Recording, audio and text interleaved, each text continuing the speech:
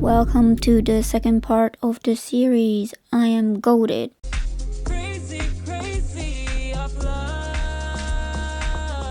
Actually, I'm not. The goats never say they are goated. So we gotta stay humble.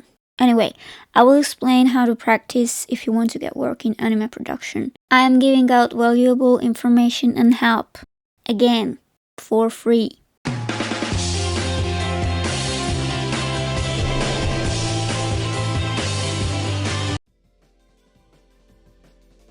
First of all, watch the previous episode of the series if you haven't seen it yet, because in that video I explain how to do research and how and what you have to study, and that is very important. I won't repeat the whole thing again, so if you don't understand what I'm talking about, it's not my fault.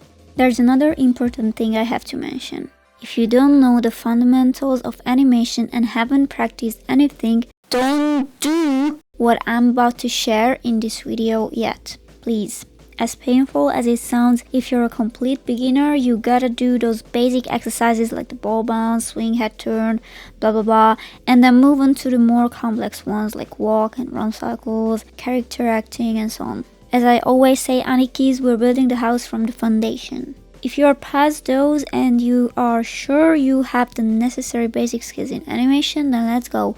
Fundamentals are the same in all kinds of 2D animation, it's just the art style, production pipeline, and sometimes the technique that are different. Now I will give you some exercises you can do.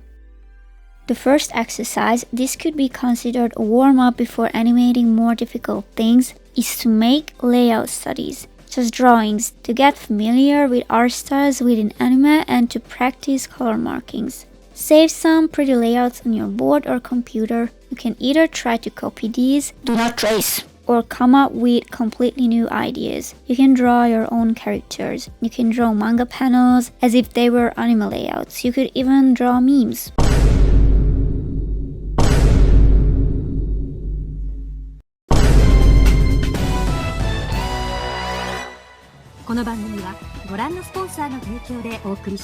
You can practice on paper or digitally, that's up to you. Once the sketch is done, try to clean it up at least a little bit and add color markings.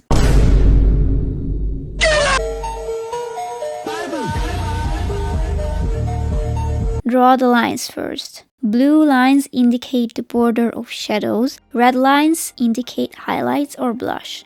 Sometimes blush can be marked with green as well, but don't mix it up with green that indicates dirt. Sometimes red is for scars or blood.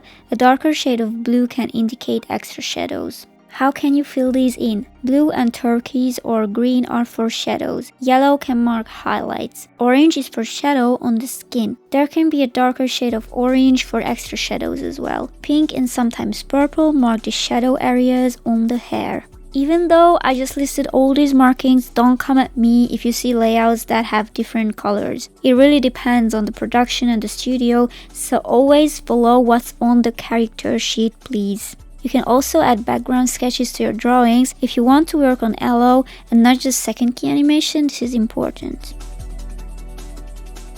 If you like raw dogging life like me, you can try animating manga panels. This is a really good exercise for practicing both LO and dainigenga. Choose one or two panels from a manga you like and use them as reference. Draw the layout and then add second keys. Clean up the first keys, add color markings if you want. For the second keys, you can do the same or just draw the lines of the color markings. If you want, you can even practice without them, but I would advise to do this step as well sometimes. This exercise is also great for practicing line art. Good line work is important in creating anime. If you're goated and patient, you can even do each step one by one. It's like following the pipeline of an actual production. So you could color your animation, paint a background, and composite. You can even add sound if you want. Big respect to you if you have the patience and actually take the time to do all of these. Another really useful exercise is to choose one or some cuts from a live action movie, video, or even an animated movie or series that you like. The medium and the technique don't matter, you're going to use it as reference to make hand-drawn animation. This is actually what I'm doing now, as you can see.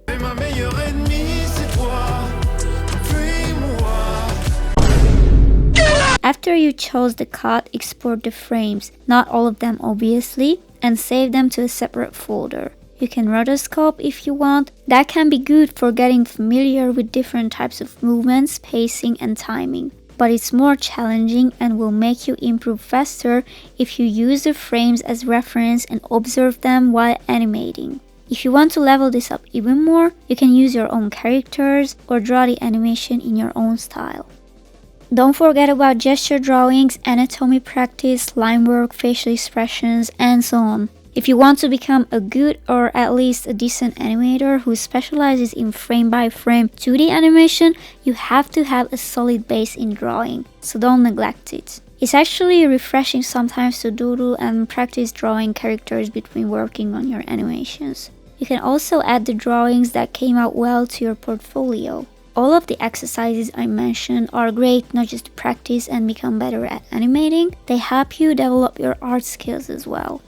I hope you found this video helpful. If you have any questions, don't hesitate to ask them in the comment section. I also reply to DMs on Twitter. I've gotten quite a few recently, but please bear with me. It might take some time until I can answer, but I will, I promise. You can also join the Cell Kitchen. We're almost at 100 members. Yo! Also subscribe. Thank you for watching. Stay hydrated. Love and peace.